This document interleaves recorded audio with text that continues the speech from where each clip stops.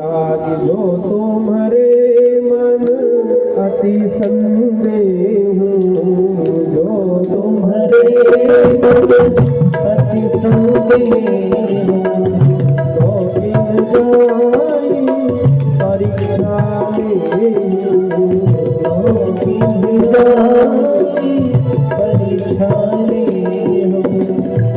अरे भाई तुम्हारे मन में बड़ा संशय है तो एक काम करो, जाओ परीक्षा ले लो। अच्छा, परीक्षा लेने के लिए जा रही थी तो सती ने कहा कि बाबा तुम भी साथ में चलो ना हमारे। भगवान शिव जी ने कहा देवी सती, अगर पति पत्नी में केवल पत्नी बीमार हो, उसको बुखार हो और पत्नी कहे दवा बुखार की खाना है तो तुम भी खा लो, तो खाया जाएगा? जिसको बुखार है वही दवा खाएगा ना।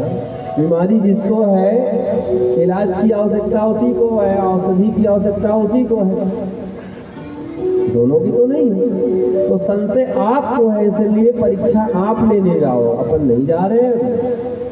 और देवी सती जी परीक्षा लेने के लिए गई। किसकी परीक्षा? जगदीश की परीक्षा। जगत कभी जगदीश की परीक्षा नहीं ले सकता है, जगदीश जगत की परीक्षा ले सकते हैं।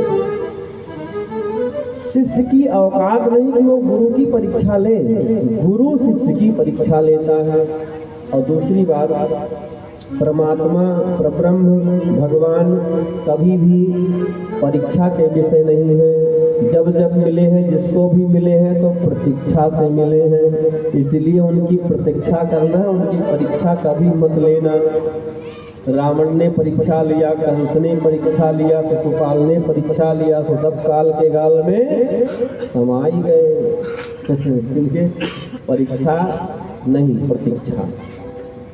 बोलिए विश्वनाथ भगवान की जय। बाद में सब कथा आप सब जानते हैं। सती जी ने सीता जी का वेश धारण कर लिया और राम जी ने देखा, पहले लक्ष्मण जी ने देखा, पूछा भोले बाबा कहाँ हैं, और बाद में भगवान राम जी ने सीता को अपने समक्ष प्रकट किया, दर्शन कराया असली स्वरूप रूप का। लीला कर रहे थे और प्रकट रूप जब दर्शन किया देवी सती ने तो बहुत संशय हुआ और ज़्यादा, और वापस भगवान शिव के पास में गई तो भोले बाबा ने पूछा कि परीक्षा ले आई देवी? तो कहने लगी कछु न परीक्षा लीन गुसाई। जब व्यक्ति एक झूठ बोलता है तो उसको छिपाने के लिए उसको कितना झूठ बोलना पड़े कोई पता नहीं। अब झूठ बोल रही है कि हमने कोई परीक्षा नहीं ली।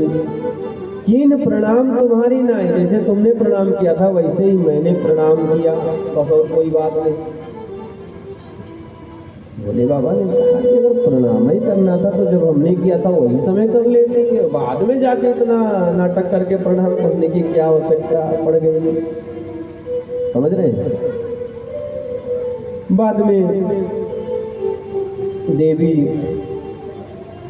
सती जी का त्याग भोले बाबा ने कर दिया और भोले बाबा समाधि में बैठ गए। इधर